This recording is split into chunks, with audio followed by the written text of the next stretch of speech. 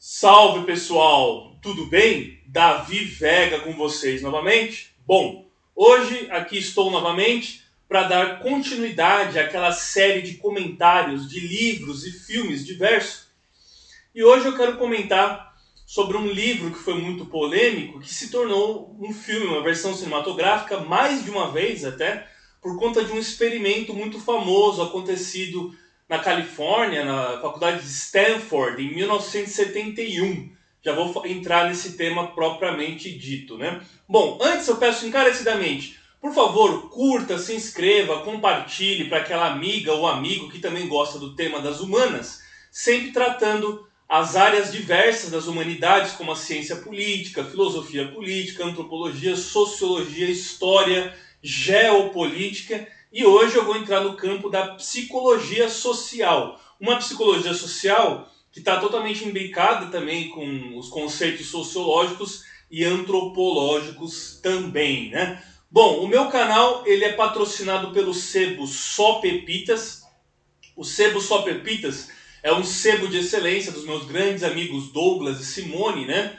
Onde eles vão mineirando livros raros nos diferentes sebos de São Paulo e disponibilizando para você, leitor, comprador e espectador também. Então, quando vocês estiverem procurando um livro raro, segue eles lá que com certeza mais cedo ou mais tarde você vai se deparar com uma pepita muito rara, né? Um livro de excelência muito raro que você está procurando. Vou deixar na descrição desse vídeo aqui o link para a página do Instagram deles, é um sebo virtual, né? Eles se disponibilizam no Instagram e enviam pelo correio para todo o Brasil. Se vocês falarem que encontraram o sebo através do canal da Vivega, por minha indicação, vocês ganham 10% de desconto. Vale a pena vocês conferirem, segue eles lá. Bom, hoje eu quero falar de alguns experimentos polêmicos que houve tanto para a área da psicologia quanto para a área da sociologia em geral, né? Você tinha um sujeito chamado Stanley Milgram. Esse Milgram, ele foi muito sucesso, fez muito sucesso porque ele era um psicólogo de Yale, né? E o Stanley Milgram, ele fez um experimento que era baseado naquela ideia do Eichmann, ou Eichmann, né? Do Eichmann em Jerusalém, quando aquele nazista que foi encontrado em Buenos Aires, Adolf Eichmann, né? Inclusive teve seu julgamento em Jerusalém, por isso que tem um livro que chama Eichmann em Jerusalém, e ele foi acompanhado, inclusive, pela Hannah Arendt, que lançou aquele termo banalidade do mal. O que é a banalidade do mal? É quando o mal está tão enraizado numa sociedade que ele se torna indiferente. E o Eichmann era um pai de família, um cidadão comum, normal, no Terceiro Reich, que seu trabalho era meramente burocrático. E esse trabalho burocrático enviava nomes para os campos de concentração de pessoas que seriam assassinadas nos campos de concentração. E ele alegou, quando ele foi capturado em Jerusalém, que em Buenos Aires, no julgamento em Jerusalém, que ele apenas cumpria ordens, que ele era um bom funcionário. E ele não sabia porque ele estava sendo condenado. Ou seja, ele levava várias pessoas e autorizava várias pessoas à morte, mas ele não estava lá no campo de concentração disparando uma pistola ou apertando gás lá nos prisioneiros. Ele era apenas um funcionário burocrático. E aí, quando você tem um distanciamento muito grande do objeto, fica mais fácil você ser indiferente. Quando a gente ouve de alguma guerra civil na África, quando a gente ouve de guerra na Ucrânia, nós que estamos longe, para muitas pessoas isso é indiferente. A pessoa continua vivendo sua vida, continua indo no cinema, continua jantando, continua se reunindo com os amigos, porque ela está distante de tudo aquilo. E essa distância faz com que a gente banalize o mal fique banalizado, né? Quem fala muito da distância é aquele Carlo Ginzburg, aquele historiador da microhistória, né? O Carlo Ginzburg, né? Escreveu O Queijo e Seus Vermes e o Olhos de Madeira. Esse Olhos de Madeira ele fala sobre o distanciamento, nessa questão do distanciamento, mas hoje eu não vou falar do distanciamento. Então esse experimento de Milgram, baseado nessa história do Eichmann, o que consistia? Eles pegaram professores voluntários que seriam tipo de professores e colocaram na frente de uma máquina. E outras pessoas estariam supostamente numa sala fechada onde eles não estavam vendo essas pessoas. Eles tinham que fazer perguntas de memorização. Se a pessoa errasse, o condutor do experimento falava que eles tinham que acionar naquela máquina um choque que seria dado nessas pessoas cada vez que elas errassem. E tudo era uma gravação. Os gritos de dor do choque que as pessoas tomavam, não é que as pessoas estavam realmente levando choque. Era apenas uma gravação. Mas o condutor da máquina não sabia que era uma gravação. Ele pensava que realmente estava acontecendo aquilo. E para a assustadora conclusão desse experimento, a maior parte das pessoas que acionavam a máquina, quando as pessoas erravam, elas cumpriam sem pensar a ordem de dar choque nas pessoas, né? Mesmo a contragosto, algumas delas ficavam incomodadas, mas poucas desistiram do experimento e se negaram a continuar, né? Muitas continuaram fazendo. Então o que ele concluiu nesse experimento de Milgram é que as pessoas cumprem ordens, muitas vezes ordens contra seu gosto, que podem prejudicar, ser desumanas, e elas cumprem sem pensar essas ordens. Muitos daqueles que estavam nesse experimento diante da máquina estavam cumprindo as ordens do instrutor sem pensar, mesmo ouvindo os gritos de dor e de choque, que eram gravações, não eram gritos reais. E ele chegou à conclusão de que nós temos essa capacidade de cumprir ordens sem pensar, mesmo sem fazer um julgamento ético, um julgamento mais sensível da coisa, vamos dizer assim, né? Existem povos onde a disciplina e o cumprimento do dever ele chega beiramente a quase cegar as pessoas. O povo alemão era um povo totalmente voltado para esse cumprimento do dever, da ordem, e o povo japonês também. Esses povos muito disciplinados cumprem as ordens e não questionam as ordens, né? Essa questão de revolução, de insurgência, de subversão, é muito difícil você encontrar nesses povos extremamente disciplinados, embora você tenha revoluções e tudo mais, mas revoluções que estratificam novos regimes mais hierarquizados ainda. São sociedades totalmente hierarquizadas e rígidas. E mesmo quando elas sofrem revoluções, elas dão origem a sociedades onde a rigidez é ainda maior, como na Revolução Chinesa maoísta, né, que é um chinês, um povo disciplinado, fez uma revolução e deu origem a um regime ainda mais rígido, né? Bom, então, nesse experimento de Milgram, 65% dos pseudo-professores, que seriam aqueles que davam choque, cumpriram com o dever, cumpriram as ordens sem pensar. E inspirado nessa questão se a nossa natureza ela é boa ou se ela pode ser corrompida, se a gente tem uma natureza inerente pacífica e o meio determina se nós vamos ser predadores ou ser opressores ou não, e também vendo se a questão do livre-arbítrio ele existe mediante as adversidades do terreno, né? Se o livre-arbítrio continua existindo dependendo de algumas situações. O Philip Zimbardo, um professor de psicologia que também era psicólogo, ele então quis fazer um experimento que depois rendeu o livro O Efeito Lúcifer. Olha o nome do livro, né? Fez muito sucesso, O Efeito Lúcifer, na faculdade de Stanford, na Califórnia, em 1971, que deu origem a várias versões cinematográficas, mas eu tenho essa versão mais recente, que é O Experimento de Aprisionamento de Stanford. Um filme de 2015, eu tenho o DVD aqui, mas vocês encontram nos streamings também, né? Esse DVD vale muito a pena. Os atores trabalharam brilhantemente, jovens atores, né? Bem como o ator que interpreta o Philip Zimbardo, né? São atores mais recentes, não tem nenhuma figura, nenhuma estrela muito grande, mas é um filme muito bom. E as interpretações são muito boas, né? Bom, esse experimento consistiu no seguinte. O Philip Zimbardo, ele pegou e lançou nos tabloides, nos jornais de circulação da Universidade de Stanford, o anúncio que ele precisava de 24 voluntários para um experimento. E aí foram aparecendo algumas pessoas. Nessa seleção das pessoas, ele não selecionou as pessoas que tinham problemas de família e problemas de comportamento, de disciplina na faculdade de Stanford. Só foram alunos que eram alunos bons, alunos que eram comportados e que não tinham nenhum histórico de alcoolismo na família ou de uso de drogas, esse tipo de coisa. Ou seja, eram pessoas ditas vulgas normais, né? E ele dividiu 9 desses, a maioria eram todos homens, né? Eram rapazes, né?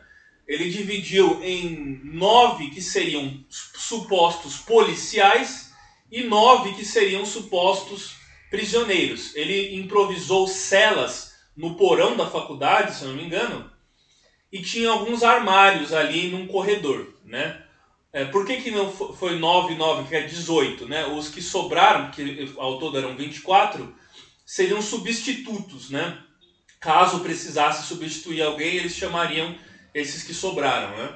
Então os 18, 9 policiais e 9 supostos prisioneiros foram passar por isso. No primeiro dia foi uma festa total, eles estavam brincando, porque era um experimento, né? Não era, ninguém estava levando a sério aquilo. Os guardas fazendo piada, os prisioneiros fazendo piada, eles brincando de polícia e ladrão, né? Como se fosse aquela brincadeira de polícia e ladrão da nossa infância, né? Mas o Philip Zimbardo começou a instruí-los, principalmente os policiais, porque ele queria chegar nas conclusões, né, de seu experimento enquanto a natureza humana, para eles reprimirem aqueles prisioneiros. E um dos policiais, supostos policiais, era um estudante conhecido como Dave, David, né, meu xará. Esse Dave, ele disse anos depois, e até por depoimento do livro, que ele resolveu que estava muito chato, né, no primeiro dia, todo mundo lá fazendo brincadeira e tal, e ele queria incorporar, então, de uma forma teatral, o policial opressor. E ele vestiu essa camisa do personagem do policial, né? Os policiais receberam uniformes, óculos escuros, caps, né? E os prisioneiros ficaram com um pijama e uma meia calça na cabeça. Eles usavam uma meia calça na cabeça. E para desumanizar e para poder fazer esse experimento dar mais certo, os prisioneiros eram chamados por números. Então eles não tinham mais nomes. Eles tinham números nos pijamas e eram conhecidos por números. É uma forma de desumanização. Só que tem um porém. Eles eram para eles ficarem uma semana ou 2 semanas, não me lembro. E o experimento apenas durou 6 dias, porque ele deu totalmente errado, né? Errado no sentido de em relação aos direitos humanos, ao respeito e à ética quanto à ciência. Mas o Zimbardo conseguiu chegar nas conclusões que ele queria chegar com esse experimento quanto à natureza humana, né? Os guardas, eles podiam voltar para casa, eles podiam, terminava o dia, tinham turnos, eles voltavam para suas famílias e ficavam em casa, normal. Não tinha o estresse do confinamento, eles não estavam confinados. Já os prisioneiros, eles não podiam voltar para casa, eles tinham que ficar confinados. E o Zimbardo, então, o que é o instrutor, começou a instruir principalmente o Dave e os outros policiais que levavam cacetetes a ficarem mais rígidos.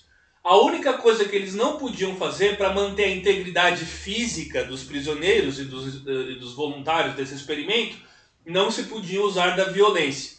Nesse filme aqui mostra muito bem quando o estudante Dave começa a ficar então mais opressor. E aí os outros guardas começaram a seguir eles. Parte dos guardas não aderiram a isso, ficaram com compaixão e com pena dos prisioneiros, mas uma boa parte deles, através do sadismo, começou a subir aquela questão do micropoder, que até o Foucault fala, começou a subir na cabeça deles. E eles se sentiram na autoridade de policiais. Logo no segundo dia, parecia que todos eles já tinham imersado, né? Estavam tão imersos no experimento, que eles esqueceram que era uma simples encenação. E começaram a levar a sério. Um dos guardas, pegou um dos rapazes e trancou. Eles tinham uma solitária, que eles ficavam na solitária, mas o cara foi tão opressor que não foi nem na solitária. Ele trancou o rapaz no armário e o rapaz gritava, ficou desesperado no armário, que o Felipe Zimbardo, teve que intervir e mandar esse rapaz para casa, porque ele ficou com vários problemas psíquicos, né? E gerou vários problemas de neurose nesse jovem e tudo mais. E aí ele foi substituído por um outro jovem. Quando esse outro jovem chegou lá, que foi substituir ele, viu a condição que os prisioneiros, que era para ser prisioneiro também, né?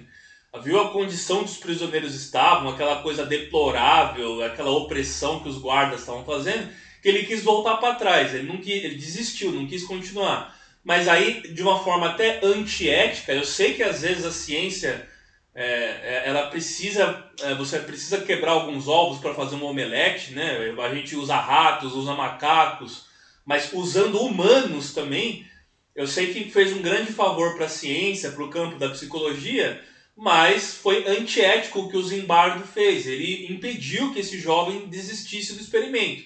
Ou seja, eles não eram tão voluntários assim. Eles estavam sendo obrigados a continuar com aquilo e ele assistia àquela opressão, àquela tortura. Foi tortura, basicamente, e não fazia nada, né? E esse jovem não pôde, então, voltar para casa e, como rebelião, ele fez, então, greve de fome, né? E os prisioneiros começaram a fazer greve de fome e começaram a sofrer não só violência, tortura psíquica, mas física também, de certa forma, por conta dessas violações dos guardas. E o Felipe Zimbardo, assistindo e tomando nota de tudo aquilo, parecia não intervir e fazer nada para impedir aquilo, né? Então, os jovens guardas policiais, né, eles incorporaram tanto essa questão do micropoder e subiu tanto para a cabeça deles, que eles começaram a torturar os prisioneiros de forma sádica. E eles estavam apenas numa era para ser apenas uma encenação, né? E eles esqueceram, tanto os prisioneiros quanto os guardas, totalmente que aquilo era uma coisa armada, que eles não eram policiais, que eles não eram prisioneiros, e que em uma semana eles iam sair dali depois, todos eles voltar para suas casas, né? Não era real. Mas o experimento fez esse efeito Lúcifer, né? E o que se concluiu, embora o Zimbardo tenha uma controvérsia em relação a ele, né, o instrutor, porque ele ficou assistindo a tortura que estava acontecendo entre os jovens e não fez nada e ficou tomando suas notas, eles tiveram que intervir porque estava tendo uma rebelião e eles estavam praticamente entrando em guerra. Se eles estivessem armados, eles tinham cacetetes, mas se eles estivessem armados com armas, poderia até acontecer uma desgraça, mortes, tiroteio, violência, ou com faca, poderia acontecer até uma desgraça. E eles tiveram que intervir no 6º dia e cancelar o experimento, né? Mas o Zimbardo conseguiu analisar justamente o que se concluiu é que nós não temos livre-arbítrio dependendo de certas situações. A gente pode ter um livre-arbítrio numa normalidade da sociedade, quando as coisas não há uma anomia, mas quando há uma anomia, uma ausência de regras, ou o excesso de regras que leva também a uma coisa mais tirânica, o grupo que está sendo sufocado ele tende a se emergir, né? É igual uma panela de pressão que se você não soltar o vapor, ela explode. E a sociedade é a mesma coisa. Então nós não temos um livre-arbítrio tanto assim, né? Basicamente é o meio que nos define e pessoas boas numa normalidade, quando elas sofrem adversidades do terreno e uma série de coisas, elas podem se tornar pessoas más e fazer coisas impensáveis, né? Basta você ver nas guerras mundiais quantas atrocidades foram cometidas por pessoas que eram normais, que depois da guerra ou antes da guerra tinham seus trabalhos, suas rotinas, eram pais de família. Então, assim como o experimento do Eichmann, lá, da ausência de pensamento, 65% dos professores, vamos dizer assim, continuavam dando choque e eram pessoas normais.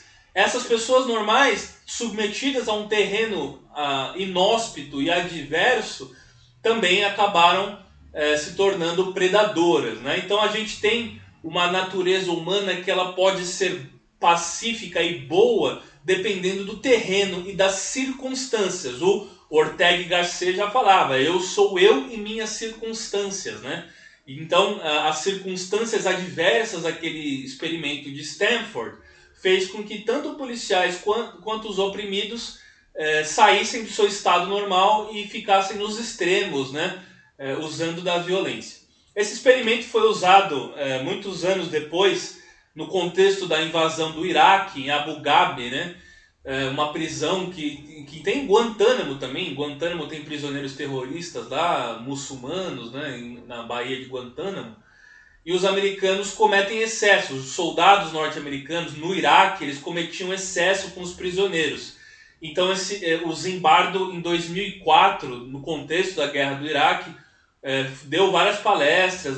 Esse experimento dele voltou a ficar na mídia e ser muito comentado por conta desses excessos dos soldados norte-americanos aos prisioneiros iraquianos, né? Eu lembro que tinham torturas que eles colocavam música de heavy metal no máximo e deixavam um volume, um som absurdamente insuportável e deixavam esses prisioneiros escutando essa música o dia inteiro e quase enlouquecendo eles e tal. Muitos excessos foram cometidos pelos soldados norte-americanos em todas as guerras. Não é à toa que a gente tem a Convenção de Genebra, que tenta trazer uma questão mais humanitária e até regras para o conflito. O conflito tem que ter regras. Se ele fica desmedido, sem regras, as atrocidades acontecem, como aconteceu no contexto da Segunda Guerra Mundial, o Holodomor na Ucrânia pelos soviéticos e o Holocausto pelos nazistas, e as mortes que os aliados também fizeram contra o eixo também, né? Todos cometeram excessos, né? Então vale a dica sobre essa questão da natureza humana e do livre-arbítrio, dependendo da situação onde se encontra, né? Eu recomendo o livro, né, do Efeito Lúcifer, mas o filme do Experimento de Aprisionamento de Stanford, ele é um filme bem fiel ao livro, é bem legal e você fica entretido. E para aqueles que têm um olhar mais da psicologia social, mais sociológico, né, ou filosófico, trabalhando as questões do Rousseau, né, se nós somos bons selvagens e a sociedade nos corrompe, ou se nós somos a questão do homini lupus homini, né, o homem é o lobo do homem, que o Hobbes falava, né. Então todas essas questões dos contratualistas, né, dos filósofos quanto à natureza humana, dos justnaturalistas, estão nesse experimento retratado nesse filme de 2015 que eu recomendo para vocês, né? Outro experimento muito famoso que virou filme, várias versões cinematográficas, foi um que também foi na Califórnia, se eu não estou enganado, que deu origem ao Dievel, o Dievel, A Onda, um filme alemão sobre estudantes numa escola que o professor quis mostrar para eles como que o fascismo poderia voltar muito bem. E ele fez um experimento lá com seus alunos, só que o experimento saiu do controle e acaba acontecendo uma desgraça no final. Na história real, se eu não me engano, eu não sei se é verídico essa desgraça que aconteceu naquela escola que esse experimento foi implantado. Eu acho que muitas coisas no filme Die Welle, aquele filme alemão, A Onda, né, são dramatizações e novelizações para ter um pouco mais de caráter lúdico a história desse experimento. Mas os três experimentos mais famosos, então, são esses, né, o de Milgram, o do Stanford e esse do fascismo da Onda, né? Bom, eu acho válido que tenha esses experimentos. São grandes contribuições para a ciência, sem sombra de dúvidas, mas a ciência também tem que ter uma ética. E o observador, o cientista ou o instrutor, ele tem que se valer da ética também, principalmente quando se fala de seres humanos. Uma coisa é você fazer experimentos em ratos e macacos, outro que também tem seus direitos, vamos dizer assim, mas graças a esses experimentos, muitas coisas são desenvolvidas que salvam nossas vidas. Mas no caso de seres humanos, principalmente em experimentos de ordem filosófica, psicológica e sociológica, a gente tem que ter uma ética, principalmente quando eles começam a sair do controle e tem a questão da tortura, a questão da remoção da vida do objeto, e o ser humano não tem que ser um objeto. A gente tem que ter ética também, até mesmo na nossa investigação científica, e a ciência, em nome do mal, ela foi muito utilizada pelos nazistas, pelos médicos nazistas nos campos de concentração, pela União Soviética. Os soviéticos também se utilizaram de uma ciência nada ética, né? E em nome da ciência a gente também não deve esquecer essas questões humanitárias, dos direitos humanos, né? E da ética principalmente, né? Beleza? Então eu recomendo o filme O Aprisionamento do Experimento de Stanford, tá certo? Curta, se inscreva, compartilhe, deixe o like. Vamos sempre promover as humanidades e a cultura em geral. Valeu, gente. Grande abraço.